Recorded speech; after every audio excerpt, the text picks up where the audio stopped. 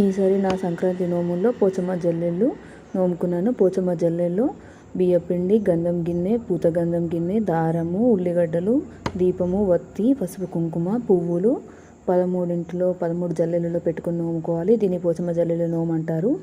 దీని తర్వాత నేను వచ్చేసి షష్ఠిపూర్తి నోము నోముకున్నాను. దీంట్లో 30 రకాల వస్తువులు 60 చొప్పున తీసుకున్నాను. దాదాపుగా పూల బుట్టలు, చాక్లెట్స్, పువ్వులు, బిస్కెట్స్, డ్రై ఫ్రూట్స్, రబ్బర్ బ్యాండ్లు, గాజులు, అరిసెలు, బొట్టు పెట్ట, కుంకుమ డబ్బాలు అలా తీసుకున్నాను. తర్వాత వచ్చేసి కలశం చెంబులు నోముకున్నాను. తర్వాత తమ్ముడు తలంబ్రాలు, మరదలకి మాణిక్యాలను నోముకున్నాను. ఒక ప్లేట్లో 13 మాణిక్యాలు పెట్టి నోముకోవాలి.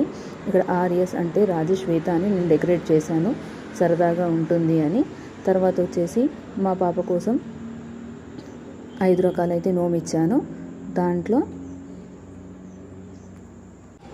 పూల బుట్టలు 5, బిస్కెట్ ప్యాకెట్లు 5, కుంకుమ పసుపు పెట్టెలు 5, తర్వాత 5 స్నాక్స్ డబ్బాలు, దాంట్లో ఏవైనా స్నాక్స్ పెట్టుకోవచ్చు. నేను చేగోళ్ళు అప్పాలు పెట్టాను.